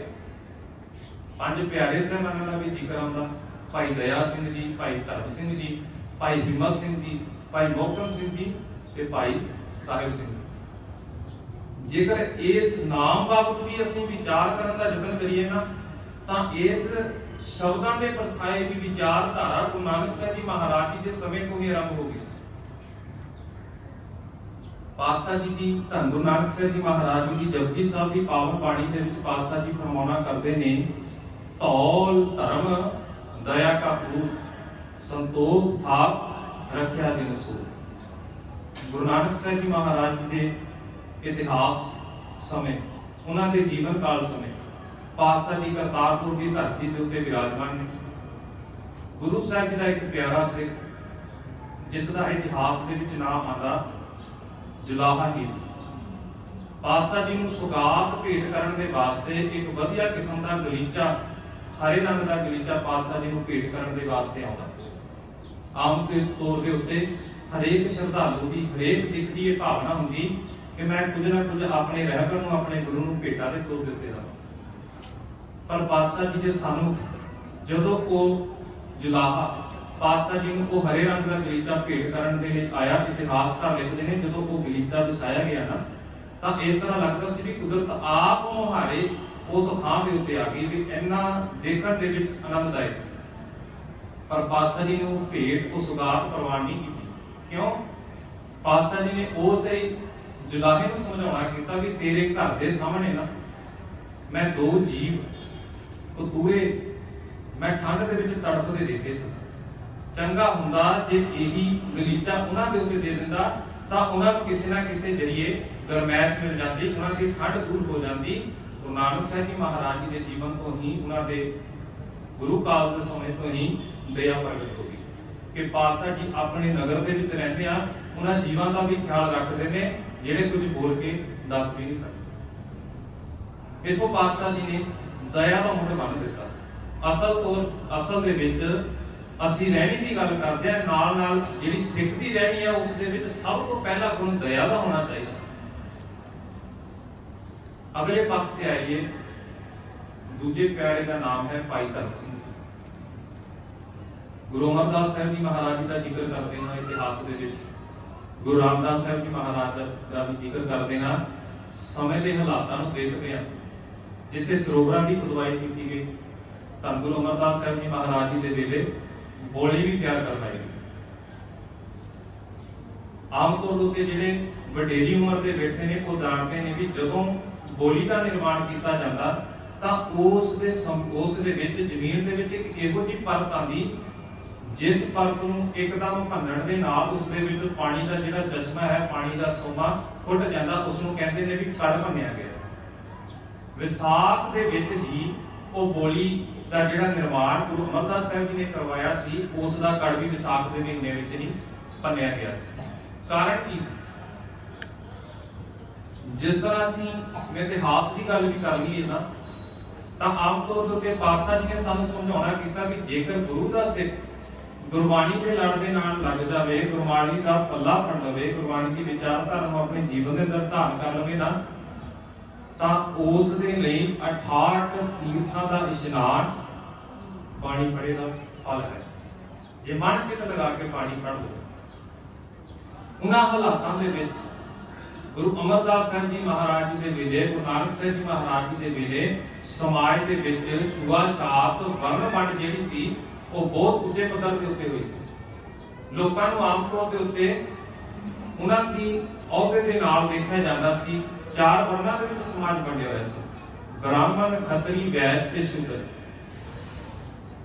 ਇਸੇ ਤਰ੍ਹਾਂ ਸ਼ੂਦਰਾਂ ਦੀ ਦੁਰਦਸ਼ਾ ਵੀ ਬਹੁਤ ਮਾੜੀ ਸੀ। ਇਹ ਵੀ ਸਮਝਿਆ ਜਾਂਦਾ ਸੀ ਕਿ ਜੇਕਰ ਕਿਸੇ ਸ਼ੂਦਰ ਦਾ ਕਿਸੇ ਪਾਣੀ ਦੇ ਸੋਮੇ ਦੇ ਉੱਤੇ, ਖੂਹ ਦੇ ਉੱਤੇ, ਕਿਸੇ ਤਲਾਬ ਦੇ ਉੱਤੇ ਪਰਛਾਵਾਂ ਪੈ ਜਾਂਦਾ ਸੀ ਨਾ, ਤਾਂ ਇਹ ਸਮਝਿਆ ਜਾਂਦਾ ਸੀ ਕਿ ਇਹ ਤਲਾਬ ਭਿੱਟਿਆ ਗਿਆ, ਇਹ ਖੂਹ ਭਿੱਟਿਆ ਗਿਆ, ਇਸ ਦਾ ਪਾਣੀ ਹੁਣ ਉੱਚੀ ਜਾਤ ਦੇ ਲੋਕ ਨਹੀਂ ਵਰਤ ਸਕਦੇ। ਨੀਵੀਂ ਜਾਤ ਦੇ ਲੋਕਾਂ ਨੂੰ ਬਾਣੀ ਧਾਰਮਿਕ ਗ੍ਰੰਥ ਪੜ੍ਹਨ ਤੋਂ ਵੀ ਰੋਕ ਲਗਾਈ ਗਈ ਸੀ। ਜੇਕਰ ਉਹਨਾਂ ਦੇ ਕੰਨਾਂ ਦੇ ਵਿੱਚ ਕਿਸੇ ਧਾਰਮਿਕ ਗ੍ਰੰਥ ਦੀ ਕੋਈ ਵੀ ਪੰਕਤੀ ਪੈ ਜਾਂਦੀ ਸੀ ਤਾਂ ਨਾਲ ਹੀ ਉਹਨਾਂ ਨੂੰ ਜਦੋਂ ਪਤਾ ਲੱਗਦਾ ਸੀ ਤਾਂ ਉਹਨਾਂ ਨੀਵੀਂ ਜਾਤਾਂ ਦੇ ਲੋਕਾਂ ਦੀ ਜੀਭ ਵੀ ਕੱਟ ਦਿੱਤੀ ਜਾਂਦੀ ਸੀ ਤੇ ਕੰਨਾਂ ਦੇ ਵਿੱਚ ਸਿੱਕਾ ਵੀ ਪਿਘਲਾ ਕੇ ਪਾ ਦਿੱਤਾ ਜਾਂਦਾ ਸੀ, ਤਾਂ ਜੋ ਇਹ ਜੋ ਕੁਝ ਇਹਨੇ ਸੁਣਿਆ ਨਾ ਬੋਲ ਸਕੇ ਤੇ ਅੱਗੇ ਤੋਂ ਇਸ ਦੇ ਕੰਨਾਂ ਦੇ ਵਿੱਚ ਕੁਝ ਪੈ ਨਾ ਸਕੇ। ਉਹਨਾਂ ਹਾਲਾਤਾਂ ਦੇ ਵਿੱਚ ਗੁਰੂ ਅਮਰਦਾਸ ਸਾਹਿਬ ਜੀ ਮਹਾਰਾਜ ਜੀ ਨੇ ਬੋਲੀ ਦਾ ਨਿਰਮਾਣ ਕਰਵਾਇਆ। ਤੇ ਅਸੀਂ ਜਾਣਦੇ ਹਾਂ ਕਿ ਪਾਤਸ਼ਾਹ ਜੀ ਨੇ ਇਹ ਵੀ ਆਖਿਆ ਕਿ ਜਿਹੜਾ ਇਸ ਧਰਤੀ ਦੇ ਉੱਤੇ ਆ ਕੇ, ਇਸ ਬੋਲੀ ਦੇ ਉੱਤੇ ਆ ਕੇ 84 ਵਾਰ ਜਪਜੀ ਸਾਹਿਬ ਦੀ ਬਾਣੀ ਦਾ ਜਾਪ ਕਰੇਗਾ ਤਾਂ ਉਹ ਜੂਨਾਂ ਤੋਂ ਮੁਕਤ ਹੋ ਜਾਵੇਗਾ। ਤੇ ਨਾਲ ਹੀ ਨਾਲ ਪਾਤਸ਼ਾਹ ਜੀ ਨੇ ਜਾਪ ਪਾਤ ਦਾ ਵੀ ਖੰਡਨ ਕਰ ਦਿੱਤਾ। ਤਾਂ ਗੁਰੂ ਅਮਰਦਾਸ ਸਾਹਿਬ ਜੀ ਮਹਾਰਾਜ ਜੀ ਨੇ ਲੰਗਰ ਪ੍ਰਥਾ ਦੇ ਵਿੱਚ ਵੀ ਪੂਰੇ ਤੌਰ ਦੇ ਉੱਤੇ ਇਹ ਆਖਿਆ ਹੋਇਆ ਸੀ ਕਿ ਪੂਰੀਆਂ ਸੰਗਤਾਂ ਨੂੰ ਹੁਕਮ ਸੀ ਵੀ ਜਿਹੜਾ ਵੀ ਸਾਡੇ ਦਰਸ਼ਨਾਂ ਦੇ ਲਈ ਆਵੇ, ਸਭ ਤੋਂ ਪਹਿਲਾਂ ਉਹ ਪੰਗਤ ਦੇ ਵਿੱਚ ਬੈਠ ਕੇ ਬਿਨਾਂ ਵਿਤਕਰੇ ਤੋਂ, ਜਾਤ ਪਾਤ ਦੇ ਵਿਤਕਰੇ ਨੂੰ ਤਿਆਗ ਕੇ, ਛੂਆ ਛਾਤ ਦੇ ਵਿਤਕਰੇ ਨੂੰ ਤਿਆਗ ਕੇ ਇੱਕੋ ਪੰਗਤ ਦੇ ਵਿੱਚ ਬੈਠ ਕੇ ਪ੍ਰਸ਼ਾਦਾ ਛਕੇਗਾ ਤਾਂ ਸਾਡੇ ਦਰਸ਼ਨਾਂ ਨੂੰ ਆਵੇਗਾ। ਇਸ ਦੇ ਨਾਲ ਕਿਤੇ ਨਾ ਕਿਤੇ ਜਾਤ ਅਭਿਮਾਨੀ, ਜਿਹੜੇ ਜਾਤ ਦੇ ਹੰਕਾਰੀ ਸੀ ਨਾ, ਉਹਨਾਂ ਦੇ ਮਨ ਦੇ ਵਿੱਚ ਵੀ ਠੇਸ ਪਹੁੰਚੀ। ਪਾਤਸ਼ਾਹ ਜੀ ਨੇ ਇਹ ਸਮਝਾ ਦਿੱਤਾ ਕਿ ਧਰਮ ਸਾਰਿਆਂ ਦਾ ਇੱਕੋ ਹੀ ਹੈ, ਧਰਮ ਸਾਰਿਆਂ ਦਾ ਇੱਕੋ ਹੀ ਹੈ। ਉਸ ਅਕਾਲ ਪੁਰਖ ਨੇ ਭੇਜੇ ਹੋਏ ਸਾਰੇ ਜੀਵ ਜੰਤ ਨੇ, ਸਾਰਿਆਂ ਦੇ ਅੰਦਰ ਉਸ ਪਰਮਾਤਮਾ ਦੀ ਜੋਤ ਜਿਹੜੀ ਹੈ ਉਹ ਵਸਦੀ ਹੈ। ਤਾਂ ਗੁਰੂ ਅਮਰਦਾਸ ਸਾਹਿਬ ਜੀ ਮਹਾਰਾਜ ਜੀ ਨੇ ਧਰਮ ਵੀ ਪੱਕਾ ਕਰ ਦਿੱਤਾ ਆਪਣੀਆਂ ਸਿੱਖਾਂ ਦੇ ਵਿੱਚ। ਅੱਗੇ ਆਈਏ ਗੁਰੂ ਅਰਜਨ ਸਾਹਿਬ ਜੀ ਮਹਾਰਾਜ ਜੀ ਦੇ ਜੀਵਨ ਦੇ ਵਿੱਚ। ਅਸੀਂ ਜਾਣਦੇ ਹਾਂ ਜਦੋਂ ਤਖਤ ਦੇ ਉੱਤੇ, ਦੁਨਿਆਵੀ ਤਖਤ ਦੇ ਉੱਤੇ ਜਹਾਂਗੀਰ ਬੈਠਦਾ ਹੈ ਨਾ, ਜਹਾਂਗੀਰ ਨੇ ਧੱਕੇ ਦੇ ਨਾਲ ਤਖਤ ਨੂੰ ਆਪਣੇ ਕਬਜ਼ੇ ਅਧੀਨ ਕੀਤਾ, ਤਖਤ ਦੇ ਉੱਤੇ ਆਪ ਬੈਠਾ। ਜਦੋਂ ਜਹਾਂਗੀਰ ਤਖਤ ਦੇ ਉੱਤੇ ਬੈਠਦਾ ਨਾ, ਜਿਨ੍ਹਾਂ ਨੇ ਉਸ ਦੀ ਮਦਦ ਕੀਤੀ ਸੀ, ਜਿਹੜੇ ਜਾਤ ਤੋਂ ਵਿਭਾਨੀਆਂ ਸੀ, ਸੱਚੀ ਸਰਬੀਏ ਸੀ, ਜਿਨ੍ਹਾਂ ਨੂੰ ਇਹ ਸੀ ਵੀ ਸਿੱਖ ਮਤ ਦੀ ਸ਼ੁਰੂਆਤ ਦੇ ਨਾਲ ਸਾਡਾ ਕਿਤੇ ਨਾ ਕਿਤੇ ਜਿਹੜਾ ਧਾਰਮਿਕ ਅਸੀਂ ਕਰਮਕਾਂਡ ਚਲਾਏ ਹੋਏ ਸੀ, ਸਾਡੀ ਜਿਹੜੀ ਰੋਜੀ ਰੋਟੀ ਸੀ ਨਾ, ਉਸ ਦੇ ਉੱਤੇ ਸੱਟ ਵੱਜੀ। ਉਹਨਾਂ ਸਾਰਿਆਂ ਨੇ ਰਲ ਕੇ ਜਹਾਂਗੀਰ ਦੇ ਨਾਲ ਉਸ ਨੂੰ ਤਖਤ ਦਿਵਾਉਣ ਦੇ ਵਿੱਚ ਉਸ ਦੀ ਸਹਾਇਤਾ ਕੀਤੀ। ਜਦੋਂ ਤਖਤ ਦੇ ਉੱਤੇ ਬੈਠ ਗਿਆ, ਨਾਲ ਹੀ ਉਹਨਾਂ ਨੇ ਜੋ ਉਹਨਾਂ ਦੇ ਆਪਸ ਦੇ ਵਿੱਚ ਵਾਅਦੇ ਹੋਏ ਸੀ, ਉਹਨਾਂ ਦੇ ਮੁਤਾਬਕ ਗੁਰੂ ਅਰਜਨ ਸਾਹਿਬ ਜੀ ਮਹਾਰਾਜ ਜੀ ਨੂੰ ਤਤੀ ਤਵੀ ਦੇ ਉੱਤੇ ਬਿਠਾਉਣ ਦਾ ਵੀ ਜਿਹੜਾ ਫੈਸਲਾ ਲਿਆ ਗਿਆ ਸੀ ਨਾ, ਉਹਨਾਂ ਸਮਝੌਤਿਆਂ ਦੇ ਵਿੱਚ ਸੀ। ਨਾਲ ਹੀ ਇਹ ਵੀ ਸਮਝੌਤਾ ਕੀਤਾ ਗਿਆ ਸੀ ਵੀ ਜਿਹੜੀ ਵੀ ਸਿੱਖਾਂ ਦੀ ਜ਼ਮੀਨ ਜਾਇਦਾਦ ਹੈ, ਜਿਸ ਦੇ ਉੱਤੇ ਉਹਨਾਂ ਦੇ ਗੁਰੂ ਦਾ ਅਧਿਕਾਰ ਹੈ, ਸਾਰੀ ਜ਼ਮੀਨ ਜਾਇਦਾਦ ਜ਼ਬਤ ਕਰ ਲਈ ਜਾਵੇ ਤੇ ਉਹਨਾਂ ਦੇ ਪਰਿਵਾਰ ਨੂੰ ਵੀ ਆਪਣੇ ਅਧੀਨ ਕਰ ਲਿਆ ਜਾਵੇ। ਜਿਸ ਦੇ ਪਰਖਾਏ ਉਹਨਾਂ ਹੁਕਮਾਂ ਦੀ ਪਾਲਣਾ ਕਰਦੇ ਆ। ਜਹਾਂਗੀਰ ਨੇ ਗੁਰੂ ਹਰਗੋਬਿੰਦ ਸਾਹਿਬ ਜੀ ਮਹਾਰਾਜ ਜੀ ਨੂੰ ਗਵਾਲੀਅਰ ਦੇ ਕਿਲੇ ਦੇ ਵਿੱਚ ਕੈਦ ਕੀਤਾ ਸੀ। ਪਾਤਸ਼ਾਹ ਜੀ ਨੇ ਆਪਣੀ ਬਾਣੀ ਦੇ ਵਿੱਚ ਗੁਰੂ ਅਰਜਨ ਸਾਹਿਬ ਜੀ ਮਹਾਰਾਜ ਜੀ ਨੇ ਜਦੋਂ ਆਦਿ ਗ੍ਰੰਥ ਸਾਹਿਬ ਜੀ ਦੀ ਰਚਨਾ ਕੀਤੀ ਨਾ, ਤਾਂ ਜਿੱਥੇ ਇਹ ਵੀ ਸਾਰਿਆਂ ਨੂੰ ਅਧਿਕਾਰ ਦਿੱਤਾ ਵੀ ਸਾਰੇ ਇਸ ਬਾਣੀ ਨੂੰ ਪੜ੍ਹ ਸਕਦੇ ਨੇ, ਇਸ ਬਾਣੀ ਦੇ ਉੱਤੇ ਚੱਲ ਸਕਦੇ ਨੇ, ਆਪਣੇ ਜੀਵਨ ਦੇ ਅੰਦਰ ਧਾਰਨ ਕਰ ਸਕਦੇ ਨੇ, ਉੱਥੇ ਪਾਤਸ਼ਾਹ ਜੀ ਨੇ ਇਹ ਵੀ ਸਮਝਾ ਦਿੱਤਾ ਵੀ ਜੇਕਰ ਇਸ ਸੱਚ ਦੇ ਰਾਹ ਦੇ ਉੱਤੇ ਚੱਲਦੇ ਹੋ ਨਾ ਤਾਂ ਤਵੀ ਤੇ ਵੀ ਬੈਠਣਾ ਪੈ ਸਕਦਾ। ਸਿੱਖਾਂ ਦੇ ਅੰਦਰ ਇਹੋ ਜਿਹੀ ਹਿੰਮਤ ਭਰ ਦਿੱਤੀ, ਇਹੋ ਜਿਹੀ ਜੁਰਤ ਭਰ ਦਿੱਤੀ ਵੀ ਜੇਕਰ ਤੁਸੀਂ ਆਪਣੇ ਹੱਕ ਲੈਣਾ ਚਾਹੁੰਦੇ ਹੋ ਨਾ, ਤਾਂ ਜੇਕਰ ਤੁਸੀਂ ਸੱਚ ਦੇ ਰਾਹ ਦੇ ਉੱਤੇ ਚੱਲਦੇ ਹੋ ਤਾਂ ਤੁਹਾਨੂੰ ਮੌਤ ਵੀ ਪ੍ਰਵਾਨ ਕਰਨੀ ਪਵੇਗੀ। ਸਿੱਖੀ ਦੀ ਵਿਚਾਰਧਾਰਾ ਇਹੀ ਹੈ। ਦੁਨਿਆਵੀ ਜਿਹੜੇ ਬਾਕੀ ਦੇ ਮਤ ਨੇ ਨਾ, ਕਿਸੇ ਨੇ ਵੀ ਮੌਤ ਦੇ ਬਾਰੇ ਖੁੱਲ੍ਹ ਕੇ ਜ਼ਿਕਰ ਨਹੀਂ ਕੀਤਾ। ਕੁਝ ਕੋ ਫਿਲਾਸਫਰ ਜਿਹੜੇ ਹੋਏ ਨੇ, ਜਿਹੜੇ ਰਾਈਟਰ ਹੋਏ ਨੇ, ਉਹਨਾਂ ਨੇ ਇਹ ਵੀ ਲਿਖ ਦਿੱਤਾ ਕਿ ਮੌਤ ਇੱਕ ਪਹੇਲੀ ਹੈ, ਇਸ ਨੂੰ ਸਮਝਿਆ ਨਹੀਂ ਜਾ ਸਕਦਾ। ਕੋਈ ਵੀ ਧਰਮ ਦੇ ਲੋਕ ਜਿਸ ਧਰਮ ਦੇ ਵਿੱਚ ਜਨਮ ਲੈਂਦੇ ਨੇ, ਜਨਮ ਤੋਂ ਬਾਅਦ ਕਿਸੇ ਨਾ ਕਿਸੇ ਨੂੰ ਆਪਣਾ ਪੀਰ ਪੈਗੰਬਰ ਧਾਰਨ ਕਰਦੇ ਨੇ। ਪਰ ਇਸ ਵਿਚਾਰਧਾਰਾ ਦੇ ਵਿੱਚ ਸਾਡੇ ਸਿੱਖ ਮਤ ਦੇ ਵਿੱਚ ਪਾਤਸ਼ਾਹ ਜੀ ਨੇ ਸਮਝਾਉਣਾ ਕਰ ਦਿੱਤਾ, ਜੇਕਰ ਤੂੰ ਇਸ ਧਰਮ ਦੇ ਵਿੱਚ ਜਨਮ ਲਿਆ ਹੈ ਨਾ, ਇਸ ਮਤ ਦੇ ਵਿੱਚ ਜਨਮ ਲਿਆ ਹੈ, ਜਨਮ ਤੋਂ ਬਾਅਦ ਸਭ ਤੋਂ ਪਹਿਲਾਂ ਇਸ ਗੱਲ ਨੂੰ ਕਬੂਲ ਕਰੀ ਕਿ ਤੈਨੂੰ ਮਰਨਾ ਪੈਣਾ। ਜੋ ਕੋ ਪ੍ਰੇਮ ਖੇਲਣ ਕਾ ਚਾਓ, ਸਿਰ ਕਰ ਤਲੀ ਗਲੀ ਮੇਰੀ ਆਓ। ਜੇਕਰ ਉਸ ਪਰਮਾਤਮਾ ਨੂੰ ਪ੍ਰਾਪਤ ਕਰਨਾ ਹੈ ਤਾਂ ਤੈਨੂੰ ਮੌਤ ਕਬੂਲ ਕਰਨੀ ਪਵੇਗੀ। ਸਿੱਖਾਂ ਦੇ ਵਿੱਚ ਇਹੋ ਜਿਹੀ ਸਪਿਰਿਟ ਵੀ ਭਰ ਦਿੱਤੀ, ਇਹੋ ਜਿਹੀ ਹਿੰਮਤ ਵੀ ਭਰ ਦਿੱਤੀ। ਤੇ ਤੀਜੇ ਪਿਆਰਿਆਂ ਦਾ ਨਾਮ ਵੀ ਭਾਈ ਹਿੰਮਤ ਸਿੰਘ ਹੈ। ਇਹ ਲੜੀ ਗੁਰੂ ਨਾਨਕ ਸਾਹਿਬ ਜੀ ਮਹਾਰਾਜ ਜੀ ਤੋਂ ਚੱਲਦੀ ਆਈ। ਹੁਣ ਅੱਗੇ ਗੱਲ ਕਰੀਏ ਮੋਹਕਮ ਸਿੰਘ ਜੀ। ਮੈਂ ਆਪ ਜੀ ਦਾ ਧਿਆਨ ਗੁਰੂ ਤੇਗ ਬਹਾਦਰ ਸਾਹਿਬ ਜੀ ਮਹਾਰਾਜ ਦੇ ਜੀਵਨ ਦੇ ਬਾਬਤ ਕਰਵਾਉਣਾ ਚਾਹੁੰਦਾ, ਜਿਨ੍ਹਾਂ ਦਾ ਅੱਜ ਗੁਰਤਾ ਗੱਦੀ ਦਿਹਾੜਾ ਵੀ ਹੈ। ਤਾਂ ਗੁਰੂ ਤੇਗ ਬਹਾਦਰ ਸਾਹਿਬ ਜੀ ਮਹਾਰਾਜ ਜੀ ਦਾ ਇਤਿਹਾਸ ਵੀ ਆਪ ਜਾਣੋ। ਦੂਜੇ ਮਤ ਦੀ ਰੱਖਿਆ ਦੇ ਵਾਸਤੇ ਉਹਨਾਂ ਦੀ ਜਿੱਥੇ ਗੁਰੂ ਨਾਨਕ ਸਾਹਿਬ ਜੀ ਮਹਾਰਾਜ ਇੱਕ ਨਿਰਮਲ ਪੰਥ ਚਲਾ ਕੇ ਗਏ ਸੀ ਨਾ, ਪਾਤਸ਼ਾਹ ਜੀ ਨੇ ਜਿੱਥੇ ਜਨੇਊ ਦੀ ਅਸਲ ਪਰਿਭਾਸ਼ਾ ਸਮਝਾਈ ਸੀ, ਉਹਨਾਂ ਧਾਰਮਿਕ ਚਿੰਨ੍ਹਾਂ ਦੀ ਖਾਤਰ ਗੁਰੂ ਤੇਗ ਬਹਾਦਰ ਸਾਹਿਬ ਜੀ ਮਹਾਰਾਜ ਆਪਣੇ ਸੀਸ ਦਾ ਬਲਿਦਾਨ ਦੇ ਰਹੇ। ਤੇ ਨਾਲ ਹੀ ਨਾਲ ਇਹ ਵੀ ਸਮਝਾ ਦਿੱਤਾ ਕਿ ਦੁਨਿਆਵੀ ਤੌਰ ਦੇ ਉੱਤੇ ਸਾਰਾ ਕੁਝ ਹੁੰਦਿਆਂ ਹੋਇਆਂ, ਘਰ ਪਰਿਵਾਰ ਸਾਰਾ ਕੁਝ ਹੁੰਦਿਆਂ ਹੋਇਆਂ, ਪਰਿਵਾਰ ਦੇ ਨਾਲੋਂ ਮੋਹ ਕਿਸ ਤਰ੍ਹਾਂ ਘੱਟ ਕਰਨਾ। ਘਰ ਦੇ ਵਿੱਚ ਪੁੱਤਰ 9 ਸਾਲ ਦਾ ਸੀ ਜਦੋਂ ਸ਼ਹਾਦਤ ਦੇ ਲਈ ਚਾਲੇ ਪਾ ਦਿੱਤੇ ਸੀ। ਹਾਲਾਂਕਿ ਪੁੱਤਰ ਨੇ ਹੀ ਆਖਿਆ ਸੀ ਵੀ ਇਸ ਕਾਰਜ ਦੇ ਲਈ ਮੇਰੇ ਪਿਤਾ ਜੀ ਅੱਗੇ ਆਉਣਗੇ। ਤੇ ਦੁਨਿਆਵੀ ਮੋਹ, ਇਹ ਵੀ ਸਾਰਾ ਕੁਝ ਪਾਤਸ਼ਾਹ ਜੀ ਨੇ ਸਿੱਖਾਂ ਦੇ ਅੰਦਰ ਇਸ ਸਪਿਰਿਟ ਭਰ ਦਿੱਤੀ। ਸਿੱਖਾਂ ਦੇ ਵਿੱਚ ਦਇਆ ਵੀ ਪ੍ਰਗਟ ਹੋ ਗਈ, ਧਰਮ ਵੀ ਪ੍ਰਗਟ ਹੋ ਗਿਆ, ਹਿੰਮਤ ਵੀ ਪ੍ਰਗਟ ਹੋ ਗਈ, ਮੋਹਕਮ ਵੀ ਪ੍ਰਗਟ ਹੋ ਗਿਆ ਕਿ ਦੁਨਿਆਵੀ ਚੀਜ਼ਾਂ ਦੇ ਨਾਲ ਮੋਹ ਕਿਸ ਤਰ੍ਹਾਂ ਕੰਮ ਘੱਟ ਕਰਨਾ। ਅਸਲ ਦੇ ਵਿੱਚ 9 ਪਾਤਸ਼ਾਹੀਆਂ ਤੱਕ ਸਿੱਖਾਂ ਦੀ ਕਰਤਾਰ ਦੀ ਘਾਟ ਘੜੀ ਗਈ। ਜਿਸ ਤਰ੍ਹਾਂ ਅਸੀਂ ਢਾਡੀ ਨੱਥਾ ਅਬਦੁੱਲਾ ਦੀ ਵਾਰ ਵੀ ਆਪ ਕਈ ਵਾਰੀ ਅਸੀਂ ਸਰਵਣ ਕਰਦੇ ਆ, ਜਿਸ ਨੇ ਜਹਾਂਗੀਰ ਤੇ ਗੁਰੂ ਹਰਗੋਬਿੰਦ ਸਾਹਿਬ ਜੀ ਮਹਾਰਾਜ ਦੇ ਪਰਥਾਏ ਇਹ ਬਚਨ ਆਖੇ ਸਨ, ਪੱਗ ਤੇਰੀ ਕੀ ਜਹਾਂਗੀਰ ਦੀ। ਇਤਿਹਾਸਕਾਰ ਲਿਖਦੇ ਨੇ ਕਿ ਕਸ਼ਮੀਰ ਦੀ ਧਰਤੀ ਦੇ ਉੱਤੇ ਗੁਰੂ ਹਰਗੋਬਿੰਦ ਸਾਹਿਬ ਜੀ ਮਹਾਰਾਜ ਪ੍ਰਚਾਰ ਕਰਨ ਦੇ ਲਈ ਜਾਂਦੇ ਨੇ।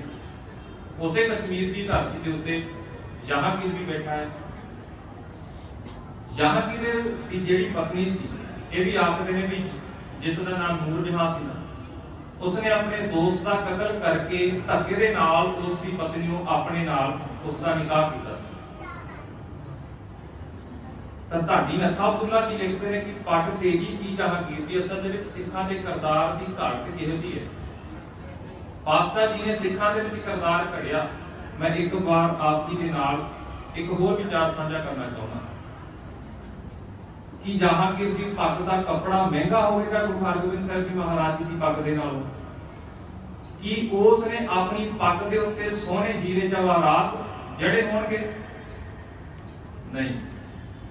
ਜਿਹੜੀ ਉਸ ਦਸਤਾਰ ਦੇ ਮਗਰ ਕਿਰਦਾਰ ਝਲਕਦਾ ਨਾ, ਜਹਾਂਗੀਰ ਦੀ ਦਸਤਾਰ ਦੇ ਮਗਰਲਾ ਜਿਹੜਾ ਕਿਰਦਾਰ ਹੈ ਉਹ ਕਿਰਦਾਰ ਖੁਸ਼ੀ ਦਾ ਹੈ, ਕਿਉਂਕਿ ਉਸ ਨੇ ਕਿਸੇ ਵਾਸਨਾ ਦੇ ਅਧੀਨ ਪੈ ਕੇ ਕਿਸੇ ਦਾ ਕਤਲ ਵੀ ਕਰ ਦਿੱਤਾ ਜਿਹੜਾ ਉਸ ਦਾ ਜਾਨ ਤੋਂ ਪਿਆਰਾ ਉਸ ਦਾ ਦੋਸਤ ਸੀ। ਤਖਤ ਦੇ ਉੱਤੇ ਬੈਠਣ ਦੇ ਲਈ ਆਪਣੇ ਪਿਤਾ ਨੂੰ ਵੀ ਮਾਰ ਦਿੱਤਾ। ਪਰ ਦੂਜੇ ਪਾਸੇ गुरु हरगोबिंद साहब जी महाराज जिहड़े तख्त दे उत्ते बैठे ने ना, ਉਹੀ ਨੂਰ ਜਹਾਂ ਚੱਲ ਕੇ ਜਿਹੜੀ ਜਹਾਂਗੀਰ ਦੀ ਪਤਨੀ ਹੈ ਉਹ ਗੁਰੂ ਹਰਗੋਬਿੰਦ ਸਾਹਿਬ ਜੀ ਮਹਾਰਾਜ ਜੀ ਦੇ ਦਰਸ਼ਨ ਕਰਨ ਦੇ ਲਈ ਆਉਂਦੀ ਹੈ। ਤੇ ਉਸ ਸਮੇਂ ਗੁਰੂ ਹਰਗੋਬਿੰਦ ਸਾਹਿਬ ਜੀ ਮਹਾਰਾਜ ਜੀ ਦੀ ਉਮਰ 27.5 ਸਾਲ ਦੀ ਸੀ ਤੇ ਨੂਰ ਜਹਾਂ ਦੀ ਉਮਰ 29 ਸਾਲ ਦੀ ਸੀ। ਚੰਗਾ ਸ਼ਿੰਗਾਰ ਕੀਤਾ। ਇਤਿਹਾਸਕਾਰ ਇਹ ਵੀ ਲਿਖਦੇ ਨੇ ਵੀ ਜਿਹੜੇ ਉਹਨੇ ਵਸਤਰ ਪਹਿਨੇ ਸੀ ਨਾ ਨੂਰ ਜਹਾਂ ਨੇ, ਤਾਂ ਉਹਨਾਂ ਵਸਤਰਾਂ ਨੂੰ ਚੁੱਕਣ ਦੇ ਵਾਸਤੇ ਇੰਨਾ ਭਾਰੇ ਵਸਤਰ ਸਨ, 22 ਦਾਸੀਆਂ ਨੇ ਉਸ ਦਾ ਜਿਹੜਾ ਲਹਿੰਗਾ ਸੀ ਨਾ ਉਹ ਫੜਿਆ ਹੋਇਆ ਸੀ। ਚੰਗਾ ਗਹਿਣੇ ਪਾ ਕੇ ਚੰਗਾ ਸ਼ਿੰਗਾਰ ਕਰਕੇ ਗੁਰੂ ਹਰਗੋਬਿੰਦ ਸਾਹਿਬ ਜੀ ਮਹਾਰਾਜ ਜੀ ਦੇ ਦਰਸ਼ਨਾਂ ਦੇ ਲਈ ਗੁਰੂ ਹਰਗੋਬਿੰਦ ਸਾਹਿਬ ਜੀ ਮਹਾਰਾਜ ਉਸ ਤੋਂ ਉਮਰ ਦੇ ਵਿੱਚ 1.5 ਸਾਲ ਛੋਟੇ ਨੇ, ਪਰ ਪਾਤਸ਼ਾਹ ਜੀ ਦੇ ਜਦੋਂ ਦਰਸ਼ਨ ਕਰਨ ਦੇ ਲਈ ਆਏ ਤਾਂ ਪਾਤਸ਼ਾਹ ਜੀ ਨੇ ਬਚਨ ਆਖੇ ਕਿ हे ਪੁੱਤਰੀ, ਜਿੰਨਾ ਸ਼ਿੰਗਾਰ ਤਨ ਤੇ ਕੀਤਾ ਹੈ ਨਾ, ਜੇਕਰ ਇੰਨਾ ਸ਼ਿੰਗਾਰ ਆਪਣੇ ਮਨ ਦੇ ਉੱਤੇ ਕੀਤਾ ਹੁੰਦਾ ਤਾਂ ਤੈਨੂੰ ਖੁਦਾ ਮਿਲ ਜਾਣਾ ਸੀ। ਤਾਂ ਇਸੇ ਕਰਕੇ ਉਸ ਨੂਰ ਜਹਾਂ ਨੂੰ ਵੀ ਪਤਾ ਲੱਗ ਗਿਆ ਕਿ ਮੇਰੇ ਪਤੀ ਦੇ ਅੱਗੇ, ਜਹਾਂਗੀਰ ਦੇ ਅੱਗੇ ਕੁਝ ਖਿੱਤੇ ਦੇ ਲੋਕ ਆ ਕੇ ਇਸ ਨੂੰ ਨਮਸਕਾਰ ਕਰਦੇ ਨੇ, ਪਰ ਇਹ ਸਿੱਖਾਂ ਦਾ ਪਾਤਸ਼ਾਹ ਧਨ ਹੈ ਜਿਸ ਦੇ ਅੱਗੇ ਪੂਰੀ ਦੁਨੀਆ ਆ ਕੇ ਨਮਸਕਾਰਾਂ ਕਰਦੀ ਹੈ। ਕਿਉਂ? ਕਿਉਂਕਿ ਪਾਤਸ਼ਾਹ ਜੀ ਦੀ ਦਸਤਾਰ ਦੇ ਮਗਰ ਜਿਹੜਾ ਸੀ ਉਹ ਕਿਰਦਾਰ ਝਲਕਦਾ ਸੀ। ਸਿੱਖ ਨੂੰ ਵੀ ਇਹ ਹਦਾਇਤ ਹੈ ਕਿ ਪਰਾਈ ਇਸਤਰੀ ਨੂੰ ਆਪਣੀ ਧੀ, ਆਪਣੀ ਭੈਣ, ਆਪਣੀ ਮਾਂ ਕਰਕੇ ਜਾਣਾ ਹੈ। ਇਹ ਸਿੱਖਾਂ ਦੇ ਵਿੱਚ ਕਿਰਦਾਰ ਭਰਿਆ ਸੀ। ਇਹ ਪਾਤਸ਼ਾਹ ਜੀ ਨੇ ਸਾਨੂੰ ਰਹਿਣੀ ਬਖਸ਼ੀ ਸੀ, ਇਹ ਪਾਤਸ਼ਾਹ ਜੀ ਨੇ ਸਾਨੂੰ ਰਹਿਤ ਬਖਸ਼ੀ ਸੀ, ਜਿਸ ਦੇ ਉੱਤੇ ਚੱਲਦਿਆਂ ਹੁਣ ਵਾਰੀ ਆ ਗਈ ਸਾਹਿਬ ਦੀ। ਪਾਤਸ਼ਾਹ ਜੀ ਵਿਸਾਖੀ ਦੀ ਗੱਲ ਕਰੀਏ, ਅਸੀਂ ਖਾਲਸਾ ਪ੍ਰਗਟ ਦਿਹਾੜੇ ਦੀ ਦਇਆ ਵੀ ਸਿੱਖਾਂ ਦੇ ਵਿੱਚ ਆ ਗਈ, ਧਰਮ ਵੀ ਸਿੱਖਾਂ ਦੇ ਵਿੱਚ ਪੱਕਾ ਹੋ ਗਿਆ ਵੀ ਕਿਸੇ ਦੇ ਨਾਲ ਜਾਤ ਪਾਤ ਦਾ ਵਿਤਕਰਾ ਨਹੀਂ ਕਰਨਾ। ਸਿੱਖਾਂ ਦੇ ਵਿੱਚ ਇਹੋ ਜਿਹੀ ਤਾਕਤ ਵੀ ਆ ਗਈ। ਗੁਰੂ ਹਰਗੋਬਿੰਦ ਸਾਹਿਬ ਜੀ ਮਹਾਰਾਜ ਜੀ ਦੇ ਸਮੇਂ 4 ਜੰਗਾਂ ਵੀ ਲੜਦੀਆਂ। ਕਿਉਂ? ਕਿਸੇ ਵੀ ਆਪਸੀ ਜੇ ਕਹਿ ਦਈਏ ਜ਼ਮੀਨ ਜਾਇਦਾਦ ਦੀ ਖਾਤਰ ਉਹ ਜੰਗਾਂ ਨਹੀਂ ਲੜੀਆਂ ਗਈਆਂ। ਸਿੱਖਾਂ ਦੀ ਆਜ਼ਾਦੀ ਦੀ ਖਾਤਰ ਇਹ ਅਹਿਸਾਸ ਕਰਵਾਉਣਾ ਚਾਹੁੰਦੇ ਸੀ ਕਿ ਸਿੱਖ ਇੱਕ ਵੱਖਰੀ ਕੌਮ ਹੈ, ਤੁਹਾਡੇ ਅਧੀਨ ਰਹਿ ਕੇ ਅਸੀਂ ਆਪਣਾ ਜੀਵਨ ਨਿਰਵਾਹ ਨਹੀਂ ਕਰਦੇ, ਅਸੀਂ ਤਾਂ ਉਸ ਅਕਾਲ ਪੁਰਖ ਦੇ ਭੇਜੇ ਹੋਏ ਹਾਂ। ਸਾਡਾ ਉਪਾਸਕ ਕੇਵਲ ਤੇ ਕੇਵਲ ਉਹ ਇੱਕ ਅਕਾਲ ਪੁਰਖ ਵਾਹਿਗੁਰੂ ਹੈ। ਗੁਰੂ ਹਰਗੋਬਿੰਦ ਸਾਹਿਬ ਜੀ ਮਹਾਰਾਜ ਜੀ ਨੇ ਤਖਤ ਸਾਹਿਬ ਦੀ ਵੀ ਸਿਰਜਣਾ ਕਰ ਦਿੱਤੀ ਸੀ। ਗੁਰੂ ਹਰਗੋਬਿੰਦ ਸਾਹਿਬ ਜੀ ਮਹਾਰਾਜ ਇਸੇ ਪ੍ਰਥਾ ਦੇ ਉੱਤੇ ਚੱਲਦੇ ਆ। ਹੁਣ ਪਾਤਸ਼ਾਹ ਜੀ ਆਖਦੇ ਨੇ ਵੀ ਜਿਸ ਦੇ ਜੀਵਨ ਦੇ ਵਿੱਚ ਦਇਆ ਆ ਗਈ, ਧਰਮ ਆ ਗਿਆ, ਹਿੰਮਤ ਆ ਗਈ, ਜਿਸ ਨੇ ਸਾਰਾ ਕੁਝ ਦੁਨਿਆਵੀ ਮੋਹ ਨੂੰ ਤਿਆਗ ਦਿੱਤਾ ਤੇ ਆਪਣੀ ਜਾਨ ਨੂੰ ਹਥੇਲੀ ਦੇ ਉੱਤੇ ਰੱਖ ਕੇ ਕੌਮੀ ਕਾਰਜਾਂ ਦੇ ਵਾਸਤੇ ਆਪਣੇ ਆਪ ਨੂੰ ਸਮਰਪਿਤ ਕਰ ਦਿੱਤਾ, ਤੇ ਪਾਤਸ਼ਾਹ ਜੀ ਕਹਿੰਦੇ ਜਿਸ ਦਾ ਕਿਰਦਾਰ ਇਹੋ ਜਿਹਾ ਹੋਇਆ ਨਾ, ਤੇ ਫਿਰ ਉਹ ਮੇਰਾ ਸਾਹਿਬ ਹੈ ਤੇ ਮੈਂ ਉਸ ਦਾ ਚੇਲਾ ਹਾਂ। ਉਹ ਮੇਰਾ ਗੁਰੂ ਹੈ ਤੇ ਮੈਂ ਉਸ ਦਾ ਸ਼ਾਗਿਰਦ ਹਾਂ। ਤੇ ਇਸੇ ਪ੍ਰਥਾਏ ਪਾਤਸ਼ਾਹ ਜੀ ਨੇ ਸਾਨੂੰ ਸਮਝਾਉਣਾ ਕੀਤਾ ਸੀ ਕਿ ਇਸੇ ਤਰ੍ਹਾਂ ਦੀ ਰਹਿਣ ਦੇ ਵਿੱਚ ਜੇਕਰ ਰਹੋਗੇ ਨਾ, ਇਹੋ ਜਿਹਾ ਕਿਰਦਾਰ ਆਪਣਾ ਘੜੋਗੇ ਤਾਂ ਚੇਤੇ ਰੱਖਣਾ ਮੈਂ ਹਮੇਸ਼ਾ ਤੁਹਾਡਾ ਚੇਲਾ ਬਣ ਕੇ ਵਿਚਰਾਂਗਾ। 5 ਪਿਆਰੇ ਸਹਿਬਾਨਾਂ ਦਾ ਵੀ ਜ਼ਿਕਰ ਕੀਤਾ ਕਿ ਇਸ ਤਰ੍ਹਾਂ ਗੁਰੂ ਨਾਨਕ ਸਾਹਿਬ ਜੀ ਮਹਾਰਾਜ ਜੀ ਤੋਂ ਲੜੀ ਤੁਰੀ ਆ ਰਹੀ। 5 ਕਕਾਰਾਂ ਦੀ ਵੀ ਜੇਕਰ ਗੱਲ ਕਰ ਲਈਏ ਨਾ, ਤਾਂ ਭਾਈ ਗੁਰਦਾਸ ਜੀ ਵੀ ਆਪਣੀ ਬਾਣੀ ਦੇ ਅੰਦਰ ਜ਼ਿਕਰ ਕਰਦੇ ਨੇ, ਕਿਉਂਕਿ ਸਮੇਂ ਦੇ ਹਾਲਾਤਾਂ ਦੇ ਨਾਲ ਨਾ ਹਥਿਆਰਾਂ ਦੇ ਵਿੱਚ, ਸ਼ਾਸਤਰਾਂ ਵਿੱਚ ਵੀ ਤਬਦੀਲੀ ਆਉਂਦੀ ਜਾਂਦੀ ਹੈ।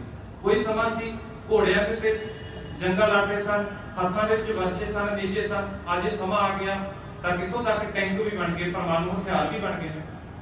ਭਾਈ ਗੁਰਦਾਸ ਜੀ ਆਪਣੀ ਬਾਣੀ ਦੇ ਅੰਦਰ ਜ਼ਿਕਰ ਕਰਦੇ ਨੇ ਗੁਰੂ ਨਾਨਕ ਸਾਹਿਬ ਜੀ ਮਹਾਰਾਜ ਜੀ ਦੇ ਪ੍ਰਥਾਏ ਆਸਾ ਹੱਥ ਕਿਤਾਬ ਕਸ਼। ਇਸਲਾਮ ਮਤ ਦੇ ਅਨੁਸਾਰ ਧਾਰਮਿਕ ਪੋਥੀ ਨੂੰ ਕਿਤਾਬ ਆਖਿਆ ਜਾਂਦਾ ਕਿ ਇੱਕ ਹੱਥ ਦੇ ਵਿੱਚ ਆਸਾ ਕਹਿੰਦੇ ਨੇ ਡੰਡੇ ਨੂੰ, ਸੋਟੇ ਨੂੰ, ਕਿ ਪਾਤਸ਼ਾਹ ਜੀ ਨੇ ਇੱਕ ਹੱਥ ਦੇ ਵਿੱਚ ਸੋਟਾ ਫੜਿਆ ਹੋਇਆ ਉਸ ਸਮੇਂ ਤੇ ਇੱਕ ਹੱਥ ਦੇ ਵਿੱਚ ਪੋਥੀ ਫੜੀ ਹੋਈ, ਜਿਸ ਦੇ ਉੱਤੇ ਪਾਤਸ਼ਾਹ ਜੀ ਆਪਣੀ ਜਿਹੜੀ ਧੁਰ ਤੋਂ ਆਈ ਬਾਣੀ ਉਸ ਦੇ ਵਿੱਚ ਦਰਜ ਕਰਦੇ ਜਾਂਦੇ ਨੇ। ਤਾਂ ਜਿਸ ਦੇ ਬਦਲਦਿਆਂ ਗੁਰੂ ਹਰਗੋਬਿੰਦ ਸਾਹਿਬ ਜੀ ਮਹਾਰਾਜ ਦੇ ਤੱਕ ਮੀਰੀ ਪੀਰੀ ਦੀਆਂ 2 ਤਲਵਾਰਾਂ ਧਾਰਨ ਕਰਵਾਈਆਂ ਗਈਆਂ, ਜਿਸ ਨੂੰ ਅਸੀਂ ਆਮ ਤੌਰ ਤੇ ਕਹਿ ਦਿੰਦੇ ਹਾਂ ਵੀ ਕਿਰਪਾਨ ਸਾਹਿਬ, ਅਸੀਂ ਸਤਿਕਾਰ ਦੇ ਨਾਲ ਆਖਦੇ ਹਾਂ। ਭਾਵ ਕਿਰਪਾ ਦੀ ਆਣ, ਇਹ ਕਿਸੇ ਦੇ ਉੱਤੇ ਜ਼ੁਲਮ ਨਾ ਕਰੇ। ਜਿਹੜੀ ਤਲਵਾਰ ਸੀ ਮੁਗਲ ਹਕੂਮਤ ਦੇ ਕੋਲ, ਉਹ ਧੱਕੇ ਦੇ ਨਾਲ ਲੋਕਾਂ ਦਾ ਧਨ ਤਬਦੀਲ ਕਰਵਾ ਰਹੀ ਸੀ। ਅੱਜ ਸਿੱਖ ਨੂੰ ਪਾਤਸ਼ਾਹ ਨੇ ਕਿਰਪਾਨ ਬਖਸ਼ਿਸ਼ ਕੀਤੀ। ਯਾਦ ਨਹੀਂ ਸਿੱਖਾ, ਇਹ ਇਸ ਕਿਰਪਾਨ ਦੇ ਨਾਲ ਕਿਸੇ ਦੇ ਨਾਲ ਧੱਕਾ ਨਾ ਹੋਵੇ। ਜੇਕਰ ਕਿਸੇ ਦੇ ਨਾਲ ਧੱਕਾ ਹੋ ਰਿਹਾ ਤਾਂ ਇਹ ਤੇਰੀ ਕਿਰਪਾਨ ਕਿਸੇ ਦੀ ਰਾਖੀ ਕਰੇਗੀ, ਕਿਸੇ ਦੀ ਇੱਜ਼ਤ ਬਚਾਏਗੀ। ਕੇਸਾਂ ਤੋਂ ਤਾਂ ਪਾਤਸ਼ਾਹ ਗੁਰੂ ਨਾਨਕ ਸਾਹਿਬ ਜੀ ਮਹਾਰਾਜ ਜੀ ਨੇ ਜਦੋਂ ਭਾਈ ਮਰਦਾਨਾ ਜੀ ਨੂੰ ਨਾਲ ਲੈ ਕੇ ਚੱਲਦੇ ਨੇ ਤਾਂ ਪਹਿਲੇ ਤੌਰ ਦੇ ਉੱਤੇ ਇਹੀ ਹਦਾਇਤ ਕੀਤੀ ਭਾਈ ਮਰਦਾਨਾ ਜੀ ਨੂੰ ਕਿ ਕੇਸ ਕਤਲ ਨਹੀਂ ਕਰਾਉਣੇ, ਕੇਸਾਂ ਦੀ ਸੰਭਾਲ ਦੇ ਵਾਸਤੇ ਕੰਘਾ ਵਰਤਿਆ। ਕਿਉਂ? ਕਿਉਂਕਿ ਜਦੋਂ ਪਹਿਲੇ ਦੇ ਮਤ, ਬਾਕੀ ਦੇ ਮਤਾਂ ਦੀ ਅੱਜ ਵੀ ਗੱਲ ਕਰੀਏ ਨਾ, ਧਾਰਮਿਕ ਜਿਹੜੇ ਆਗੂ ਨੇ ਉਹ ਜੰਗਲਾਂ ਦੇ ਵਿੱਚ ਚਲੇ ਜਾਂਦੇ ਨੇ ਸਮਾਧੀ ਲਗਾਉਣ ਦੇ ਵਾਸਤੇ, ਤੇ ਉੱਥੇ ਜਾ ਕੇ ਆਪਣੀ ਸਰੀਰ ਦੀ ਕਿਰਿਆ ਦੇ ਵੱਲ ਵੀ ਬਹੁਤਾ ਧਿਆਨ ਨਹੀਂ ਦਿੰਦੇ, ਜਿਸ ਦੇ ਨਾਲ ਉਹਨਾਂ ਦੇ ਜਿਹੜੇ ਬਾਲ ਨੇ, ਕੇਸ ਨੇ, ਉਹ ਟੁੱਟ ਜਾਂਦੇ ਨੇ ਤੇ ਜਟਾਂ ਬਣ ਜਾਂਦੀਆਂ। ਅਸੀਂ ਆਮ ਤੌਰ ਤੇ ਰੋਜ਼ਾਨਾ ਜਦੋਂ ਕੰਘਾ ਕਰਦੇ ਨਾ, ਇੱਕ ਚੀਜ਼ ਪਰਖ ਕੇ ਦੇਖਿਓ, ਜੇ ਅਸੀਂ ਇਸ਼ਨਾਨ ਪਾਣੀ ਕੀਤਾ ਵੀ ਹੋਵੇ, ਕੰਘਾ ਨਾ ਕੀਤਾ ਹੋਵੇ, ਤਾਂ ਉਦੋਂ ਤੱਕ ਅਸੀਂ ਚੰਗੀ ਤਰ੍ਹਾਂ ਚੁਸਤੀ ਮਹਿਸੂਸ ਨਹੀਂ ਕਰਦੇ। ਤੇ ਇਸੇ ਤਰ੍ਹਾਂ ਪਾਤਸ਼ਾਹ ਜੀ ਨੇ ਇਹ ਆਖਿਆ ਵੀ ਸਿੱਖ ਦੇ ਵਾਸਤੇ ਦਿਨ ਦੇ ਵਿੱਚ 2 ਵਾਰੀ ਕੰਘਾ ਕਰਨਾ ਜ਼ਰੂਰੀ ਹੈ, 2 ਵਾਰੀ ਦਸਤਾਰ ਸਜਾਉਣੀ ਜ਼ਰੂਰੀ ਹੈ। ਤੇ ਅਸੀਂ ਆਮ ਤੌਰ ਤੇ ਕੀ ਕਰਦੇ ਸੀ, ਦਸਤਾਰ ਨੂੰ ਵੀ ਟੋਪੀ ਦੀ ਤਰ੍ਹਾਂ ਉਤਾਰ ਕੇ ਰੱਖ ਦਿੰਦੇ, ਪਰ ਪਾਤਸ਼ਾਹ ਜੀ ਨੇ ਸਮਝਾਉਣਾ ਕੀਤਾ ਸੀ ਕਿ ਜਿਣ ਕੇ ਦਸਤਾਰ ਸਜਾਉਣੀ 2 ਵਾਰੀ ਕੰਘਾ ਕਰਨਾ, ਤਾਂ ਜੋ ਸਿੱਖ ਹਮੇਸ਼ਾ ਚੜ੍ਹਦੀ ਕਲਾ ਦੇ ਵਿੱਚ ਰਹੇ ਤੇ ਜਿਹੜੀ ਪਰਮਾਤਮਾ ਦੇ ਵੱਲੋਂ ਬਖਸ਼ੀ ਹੋਈ ਹੈ ਕੇਸਾਂ ਦੀ ਦਾਤ ਹੈ ਨਾ, ਉਸ ਦੀ ਚੰਗੇ ਤਰੀਕੇ ਦੇ ਨਾਲ ਸੰਭਾਲ ਕਰ ਸਕੇ, ਚੰਗੇ ਤਰੀਕੇ ਦੇ ਨਾਲ ਉਸ ਦੀ ਸੰਭਾਲ ਕਰ ਸਕੇ। ਕੇਸ, ਕੰਘਾ, ਕਿਰਪਾਨ ਦੀ ਵੀ ਆਪ ਜੀ ਦੇ ਨਾਲ ਵਿਆਖਿਆ ਕਰ ਦਿੱਤੀ। ਕਛਹਿਰੇ ਦੀ ਗੱਲ ਕਰੀਏ, ਜੋ ਸਾਡਾ ਇੱਕ ਪ੍ਰਕਾਰ ਹੈ, ਆਮ ਤੌਰ ਦੇ ਉੱਤੇ ਜਿਹੜੇ ਹਿੰਦੂ ਮਤ ਦੇ ਨਾਲ ਸੰਬੰਧ ਰੱਖਦੇ ਵੀਰ ਨੇ ਨਾ, ਉਹ ਇਸ ਗੱਲ ਨੂੰ ਜਾਣਦੇ ਨੇ, ਜਾਂ ਜਿਨ੍ਹਾਂ ਨੇ ਹਿੰਦੂ ਮਤ ਦੇ ਬਾਰੇ ਥੋੜਾ ਬਹੁਤ ਜਾਣਕਾਰੀ ਹਾਸਲ ਕੀਤੀ ਉਹ ਵੀ ਜਾਣਦੇ ਨੇ। ਜਦੋਂ ਹਵਨ ਦੇ ਉੱਤੇ ਬੈਠਿਆ ਜਾਂਦਾ ਨਾ, ਹਵਨ ਕਰਦੇ ਨੇ, ਉਹ ਆਪਣੇ ਦੇਵੀ ਦੇਵਤਿਆਂ ਨੂੰ ਪੂਜਦੇ ਨੇ, ਤਾਂ ਉਸ ਹਵਨ ਦੇ ਉੱਤੇ ਬੈਠਣ ਦੇ ਵਾਸਤੇ ਅਣਸੀਤਿਆ ਕੱਪੜਾ ਪਹਿਨਿਆ ਜਾਂਦਾ। ਜਿਸ ਕੱਪੜੇ ਨੂੰ ਸੀਨ ਨਾ ਲੱਗੀ ਹੋਵੇ ਨਾ, ਉਹ ਕੱਪੜਾ ਪਹਿਨ ਕੇ ਹੀ ਉੱਥੇ ਹਵਨ ਕਰ ਸਕਦੇ ਨੇ। ਪਰ ਪਾਤਸ਼ਾਹ ਜੀ ਨੇ ਇੱਕ ਸ਼ਹਿਰਾ, ਜਿਸ ਨੂੰ ਅਸੀਂ ਦੇਖਦੇ ਹਾਂ ਕਿ ਕਿਸੇ ਬੰਤਰ ਦੇ ਨਾਲ ਉਸ ਦੀ ਸਿਲਾਈ ਕੀਤੀ ਜਾਂਦੀ, ਸਿੱਖ ਨੂੰ ਇਹ ਪਹਿਨਾਇਆ। ਤੇ ਜਿੱਥੇ ਇਹ ਜਪ ਸਤ ਦਾ ਪ੍ਰਤੀਕ ਹੈ ਨਾ, ਕਿ ਸਿੱਖ ਆਪਣੇ ਕਿਰਦਾਰ ਦੇ ਵਿੱਚ ਪੱਕਾ, ਜਪ ਸਤ ਦੇ ਵਿੱਚ ਪੱਕਾ, ਉੱਥੇ ਪਾਤਸ਼ਾਹ ਜੀ ਨੇ ਇਹ ਵੀ ਸਮਝਾਉਣਾ ਕਰ ਦਿੱਤਾ ਵੀ ਇੱਕ ਵੱਖਰੀ ਕੌਮ ਚੱਲੀ ਆ ਰਹੀ ਹੈ, ਇੱਕ ਵੱਖਰਾ ਪੰਥ ਹੈ ਜਿਹੜਾ ਗੁਰੂ ਨਾਨਕ ਸਾਹਿਬ ਜੀ ਮਹਾਰਾਜ ਜੀ ਦੇ ਦਿਲੇ ਤੋਂ ਚੱਲਿਆ ਆ ਰਿਹਾ। ਤੇ ਕੜੇ ਦੀ ਗੱਲ ਕਰੀਏ, ਕੜਾ ਵੀ ਸਾਨੂੰ ਪਾਤਸ਼ਾਹ ਜੀ ਨੇ ਬਖਸ਼ਿਆ ਹੋਇਆ ਵੀ ਹਾਂ, ਵੀ ਸਿੱਖ ਵਹਿਮਾਂ ਭਰਮਾਂ ਦੇ ਵਿੱਚ ਨਹੀਂ ਪੈਂਦਾ। ਮਾਫ ਕਰਨਾ, ਅੱਜ ਅਸੀਂ ਗਿੱਟਿਆਂ ਨੂੰ, ਗੁੱਟਾਂ ਨੂੰ ਧਾਗੇ ਬੰਨਣੇ ਸ਼ੁਰੂ ਕਰ ਦਿੱਤੇ, ਤੇ ਪਾਤਸ਼ਾਹ ਜੀ ਨੇ ਇਹਨਾਂ ਵਹਿਮਾਂ ਭਰਮਾਂ ਤੋਂ ਸਾਨੂੰ ਦੂਰ ਕੀਤਾ ਸੀ। ਇਹਨਾਂ ਵਹਿਮਾਂ ਤੋਂ, ਇਹਨਾਂ ਭਰਮਾਂ ਤੋਂ ਦੂਰ ਹੋ ਕੇ ਹੀ ਖਾਲਸਾ ਵੱਖਰਾ ਹੋਣਾ ਸੀ। ਪਰ ਮਾਫ ਕਰਨਾ, ਅੱਜ ਅਸੀਂ ਜਿਹੜੇ ਭਰਮਾਂ ਤੋਂ ਸਾਨੂੰ ਰੋਕਿਆ ਸੀ, ਜਿਹਨਾਂ ਭਰਮਾਂ ਦਾ ਖੰਡਨ ਕੀਤਾ ਸੀ, ਅਸੀਂ ਉਸ ਭਰਮਾਂ ਵੱਲ ਨੂੰ ਜ਼ਿਆਦਾ ਝੁਕਦੇ ਜਾ ਰਹੇ ਹਾਂ। ਉਹ ਪਾਤਸ਼ਾਹ ਜੀ ਦੀ ਵਿਚਾਰਧਾਰਾ ਨੂੰ ਸਮਝਣਾ ਪਵੇਗਾ। ਹਰੇਕ ਗੱਲ ਦਾ, ਹਰੇਕ ਪੱਖ ਦਾ ਇੱਕ ਸਿਧਾਂਤ ਹੈ, ਹਰੇਕ ਪੱਖ ਦਾ ਇੱਕ ਸਿਧਾਂਤ ਹੈ। ਜਿੱਥੇ ਪਾਤਸ਼ਾਹ ਜੀ ਨੇ ਸਾਨੂੰ ਇਹ ਵਿਕਾਰਾਂ ਦੀ ਬਖਸ਼ਿਸ਼ ਕੀਤੀ, ਨਾਲ ਹੀ ਨਾਲ ਪਾਤਸ਼ਾਹ ਜੀ ਨੇ ਫਿਰ ਇਹ ਵੀ ਸਮਝਾਉਣਾ ਕੀਤਾ ਸੀ ਕਿ ਸਿੱਖਾ ਤੇਰੇ ਅੰਦਰ ਸਭ ਤੋਂ ਜ਼ਰੂਰੀ ਜਿਹੜਾ ਹੈ ਨਾ, ਉਹ ਕਿਰਦਾਰ ਹੈ। ਦੇਖੀ ਕਿਤੇ ਆਪਣੇ ਇਖਲਾਕ ਤੋਂ ਨਾ ਡੋਲ ਜਾਏ, ਦੇਖੀ ਕਿਤੇ ਆਪਣੇ ਕਿਰਦਾਰ ਤੋਂ ਨਾ ਡੋਲ ਜਾਏ। ਜਦੋਂ ਤੱਕ ਤੂੰ ਆਪਣੀ ਕਿਰਦਾਰ ਦੇ ਉੱਤੇ ਪੱਕਾ ਹੈ ਨਾ, ਜਦੋਂ ਤੱਕ ਤੂੰ ਆਪਣੀ ਕਿਰਦਾਰ ਦੇ ਵਿੱਚ ਪੱਕਾ ਹੈ, ਨਿਰਪੱਖ ਹੈ, ਤਾਂ ਉਦੋਂ ਤੱਕ ਮੈਂ ਤੇਰੀ ਸਹਾਇਤਾ ਕਰਾਂਗਾ। ਜਦੋਂ ਤੱਕ ਤੂੰ ਇਸ ਪੱਖ ਨੂੰ ਛੱਡ ਕੇ ਕਿਸੇ ਹੋਰ ਵਿਚਾਰਧਾਰਾ ਵੱਲ ਚਲੇ ਗਿਆ, ਤਾਂ ਪਾਤਸ਼ਾਹ ਜੀ ਕਹਿੰਦੇ ਤਾਂ ਫਿਰ ਮੈਂ ਨਹੀਂ ਇਹਨਾਂ ਦੀ ਪ੍ਰਤੀਤ ਨਹੀਂ ਕਰਦਾ, ਮੈਂ ਇਹਨਾਂ ਦੀ ਰੱਖਿਆ ਨਹੀਂ ਕਰਦਾ। ਗੁਰੂ ਕਿਰਪਾ ਕਰੇ, ਜਿੱਥੇ ਅਸੀਂ ਇਸ ਪਾਵਨ ਵਿਚਾਰ ਨੂੰ ਸਰਵਣ ਕੀਤਾ, ਮੈਂ ਇੱਕ ਪੱਖ ਆਪ ਜੀ ਦੇ ਨਾਲ ਸਾਂਝਾ ਕਰਕੇ ਖਿਮਾ ਦਾ ਦਾਤ ਹੋ ਜਾਣਾ। 5 ਪਿਆਰੇ ਸਹਿਬਾਨਾਂ ਦੀ ਅਸੀਂ ਉਹਨਾਂ ਦੀ ਵਿਚਾਰਧਾਰਾ ਦੇ ਨਾਲ ਆਪ ਜੀ ਦੇ ਨਾਲ ਪੱਖ ਸਾਂਝੇ ਕੀਤੇ ਨੇ। ਵਿਸਾਖ ਵਾਲੇ ਦਿਨ ਪਾਤਸ਼ਾਹ ਜੀ ਨੇ ਜਦੋਂ 5 ਸਿਰਾਂ ਦੀ ਮੰਗ ਕੀਤੀ ਸੀ ਨਾ, ਜਦੋਂ 5 ਸਿੰਘ ਪਾਤਸ਼ਾਹ ਜੀ ਦੇ ਲਈ ਸੀਸ ਭੇਟ ਕਰਦੇ ਨੇ, ਤਿਆਰ ਹੁੰਦੇ ਨੇ, ਹੁਣ ਪਾਤਸ਼ਾਹ ਜੀ ਜਦੋਂ ਦੋਵੇਂ ਹੱਥ ਜੋੜ ਕੇ ਉਹਨਾਂ 5 ਪਿਆਰੇ ਸਹਿਬਾਨਾਂ ਦੀ ਸ਼ਰਨ ਦੇ ਵਿੱਚ ਆ ਜਾਂਦੇ ਨੇ ਨਾ, ਤਾਂ ਪਾਤਸ਼ਾਹ ਜੀ ਨੂੰ ਫਿਰ ਉਹ 5 ਪਿਆਰੇ ਸਹਿਬਾਨ ਬੇਨਤੀ ਕਰਦੇ ਨੇ ਵੀ ਸਾਡੇ ਕੋਲੋਂ ਤਾਂ ਭੇਟਾ ਦੇ ਤੌਰ ਦੇ ਉੱਤੇ ਸੀਸ ਲੈ ਲਿਆ, ਹੁਣ ਸਾਨੂੰ ਦੱਸੋ ਵੀ ਤੁਸੀਂ ਭੇਟਾ ਦੇ ਤੌਰ ਦੇ ਉੱਤੇ ਕੀ ਦਵੋਗੇ। ਤਾਂ ਪਾਤਸ਼ਾਹ ਜੀ ਨੇ ਵੀ ਫਿਰ ਕਿਸੇ ਚੀਜ਼ ਦੀ ਕਮੀ ਨਹੀਂ ਆਣ ਦਿੱਤੀ। ਜਦੋਂ ਵੇਲਾ ਆਇਆ ਨਾ ਚਮਕੌਰ ਦੀ ਜੰਗ ਵੱਲ ਧਿਆਨ ਲਾਇਆ, ਪਾਤਸ਼ਾਹ ਜੀ ਦੇ ਨਾਲ 5 ਪਿਆਰੇ ਸਹਿਬਾਨ ਵੀ ਨੇ, ਉਹਨਾਂ ਪਿਆਰੇ ਸਿੱਖਾਂ ਦੇ ਵਿੱਚ ਆਪਣੇ 2 ਵੱਡੇ ਪੁੱਤਰ ਵੀ ਨੇ। ਜਦੋਂ ਸਮਾਂ ਆਇਆ ਚਮਕੌਰ ਦੀ ਜੰਗ ਦੇ ਵਿੱਚ ਮੁਗਲ ਹਕੂਮਤ ਦੇ ਨਾਲ ਜੰਗ ਹੋ ਰਹੀ ਹੈ, ਪਹਾੜੀ ਰਾਜੇ ਆ ਕੇ ਹਮਲਾਵਰ ਹੋ ਕੇ ਆ ਗਏ ਨੇ, ਤਾਂ ਚੇਤੇ ਰੱਖਣਾ ਪਾਤਸ਼ਾਹ ਜੀ ਨੇ 5 ਪਿਆਰੇ ਸਹਿਬਾਨਾਂ ਤੋਂ ਪਹਿਲਾਂ ਆਪਣੇ ਪੁੱਤਰ ਨੂੰ ਤੋਰਿਆ ਸੀ, ਬਾਬਾ ਅਜੀਤ ਸਿੰਘ ਜੀ ਨੂੰ, ਜੰਗ ਦੇ ਵਾਸਤੇ। ਤੇ ਨਾਲ ਹੀ ਨਾਲ ਜਦੋਂ ਫਿਰ ਵੱਡੇ ਭਾਈ ਨੂੰ ਸ਼ਹੀਦ ਹੁੰਦਾ ਦੇਖਿਆ, ਸ਼ਹਾਦਤ ਦਾ ਜਾਮ ਪੀਂਦਿਆਂ ਦੇਖਿਆ, ਤਾਂ ਛੋਟਾ ਵੀਰ जुझार सिंह जी भी ते आप पिता जी के कोल थापड़ा लैण वास्ते जांदे ने कि पिता जी किते मेरे अते वीर दे प्यार दे विच किते टिक ना पै जावे, मेरा वीर मेरी उਡੀक कर रहा, मैनू भी थापड़ा दो, मैं भी इस जंग दे विच जाके जुल्म का खात्मा करने वास्ते मैदान में पूरी तरह का चेते रखना। पातशाह जी ने अपने पुत्र भी नहीं रखोए। जदों जंग का माहौल बढ़ता गया तो पंज प्यारे सहबान ही सन उस समय उस जंग के विच भाई हिम्मत सिंह जी, भाई मोहकम सिंह जी, भाई साहिब सिंह जी साका चमकौर दे विच शहादत का जाम पी जाते हैं। चेते रखना इस तरह भी असीं महसूस कर सकते हैं कि पातशाह जी अपने जीवन दे विच 10 जामियां दे विच कदे दया ते धर्म तो बिना किते कुछ चले ही नहीं।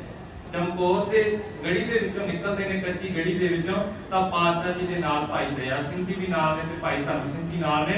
उत्थे पातशाह जी ने जिथे पंज प्यारिਆਂ दी सिरां दी मंग कीती सी, जदों समा आया पातशाह जी नूं उन्हां पंज प्यारे सहबानां ने हुकम कीता कि पातशाह जी रब ना करे, खुदा ना करे कोई अनहोनी बरत जावे, तुसी तां होर फर्ज कार्य करने ने, तुहाडे द्वारा होर संगतां खालसे दे रूप दे विच प्रगट होणगीਆਂ ते तुहानू बेनती करके साडा हुक्म है कि तुसी इस किले दे इस कच्ची गढ़ी दे विचों चले जाओ। पातशाह जी ने उन्हां पंज प्यारे सहबानां दा भी हुक्म जिहड़ा सी सिर मत्थे मंनिया। गुरु किरपा करे आप जी ने नाल विचार शुरू कीती सी कि जोत प्रगट हुंदी है, जोत ना ही जन्मदी है ते ना ही मरदी है। पातशाह जी ने 10 जामियां दे विच विचर के जो विचारधारा सी, जो जोत सी, गुरु ग्रंथ साहिब जी महाराज जी दे राही साडे सामने साडी झोली दे विच पावन खजाना पाया। ते जोत ग्रंथ है ते जुगत पंथ है। ग्रंथ ते पंथ दे नाल असीं एकजुट हो के चलांगे तां किसी भी चीज की उणताई नहीं आवेगी। ग्रंथ तो बिना पंथ अधूरा है। अज ग्रंथ अपनी पूरी जिम्मेवारी निभा रहा, किते ना किते पंथ नूं सोचण दी लोड़ है, एक निशान साहब दे हेठ इकट्ठे होकर चलण दी लोड़ है, तां ही साडी कौम जिहड़ी है दोबारा तो अपने पगा भर हो के समूह पंथ दे नाल चढ़ती कला दे नाल जीवन बसर करेगी। गुरु किरपा करे विचारा करदियां भुला चुका हो जाणियां सुभावक ने, गुरु अते गुरु दी संगत बख्शण योग है। बख्शदियां होए फतेह प्रवान करो आखो जी वाहिगुरू जी का खालसा वाहिगुरू जी की फतेह। बहुत बहुत धन्यवाद ज्ञानी इंद्रजीत सिंह जी का, जिन्होंने पिछले 1.5 घंटे तो